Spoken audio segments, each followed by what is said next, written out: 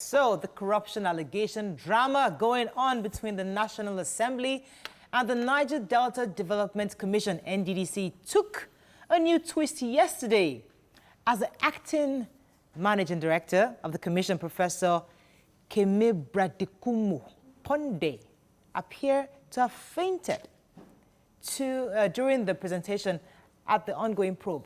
The sum of 81.5 billion naira was spent.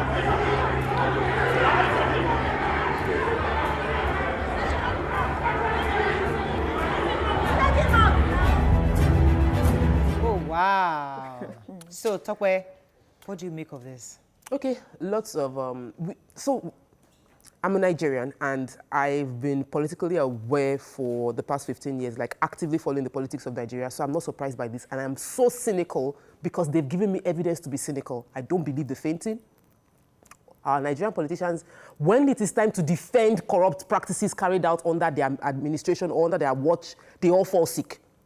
All of them, down to Dezani. They all fall sick. So we know the scripts, we don't buy it. We don't buy the medical report of 2 weeks. We don't believe that he should not come back and face that panel because he has questions to answer for funds that were wrongly used, because that was where the problem started. When they started holding into account that these funds you disbursed, were they budgeted for? Show us in the line items. Then we faint. Good morning. Yes, Thanks for calling. Go ahead, please. Yes, I think Nigerians need to start demanding a lot more from our leaders. Enough of all this playing on our intelligence. You can't tell me somebody has embezzled 81.1 billion naira and he comes on national TV and he's fainting, and then the Speaker of the House of Reps says he will no longer be called. I think they should stop playing on our intelligence. Enough is enough. And if we keep sitting back, these things will continue. The guy has to come back. He has to come and explain what has happened to the money meant for the people of Niger Delta. Yeah. We have record to show that most of the contracts in NDDC are given out to members of National Assembly, but you don't know about it. It's okay. It's okay. About it. You said I'm not aware. I'm telling you that. Bring up those names. Sorry, Mr. Right Honorable. So that's where I'd like us to start from. Give us those names. Because obviously, NDDC is very, very juicy, obviously a very juicy commission. And Ministry of Niger Delta is also another juicy ministry, obviously, because they get quite a bit of funds from the federal government to ensure development in that region. So when she's alluding to the fact that he's accusing members of the National Assembly, that many of you are contractors. And interestingly, the chairman is there, hitting his gavel, keep quiet, silent, keep quiet, you know, it's okay, it's okay.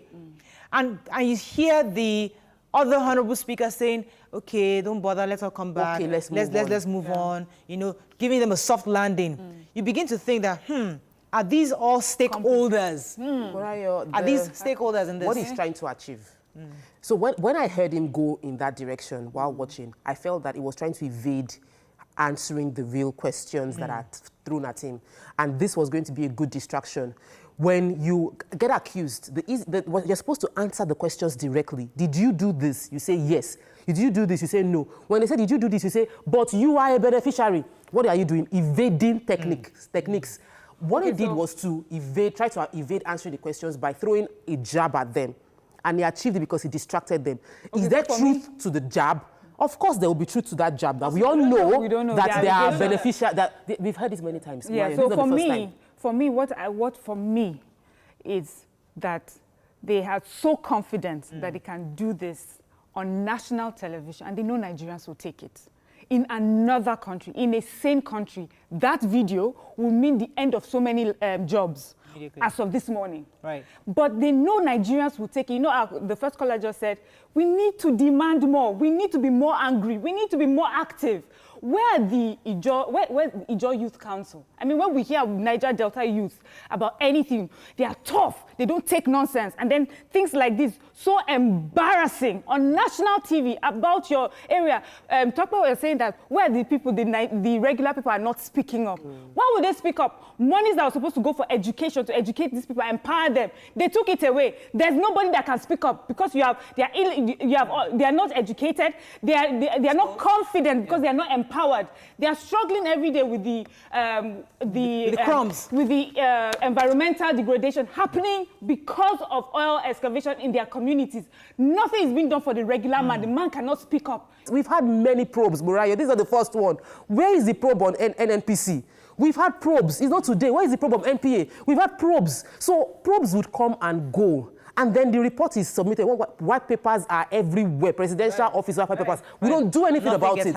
So when Fayose is laughing at our corrupt, it was in the papers that Fayose laughs at our President Muhammadu Buhari's anti-corruption campaign. When this is happening within his meeting, how can NDDC exist for 19 years without any audits? So we Nigerians, we say this. We say, well, nothing is going to come out of it.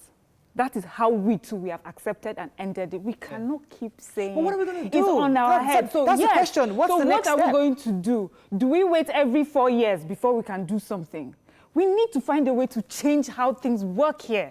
But that's an important question you just asked, because where's the way forward? Because the truth is that no matter how much you talk, nothing is going to change. But the only power we have is in our voting. Because when the voting comes, they now distribute rice and you now go and vote for them again. So the point is that Nigerians need to begin to document all these things that are happening. Remember when that election period comes and bring in competence, not politicians.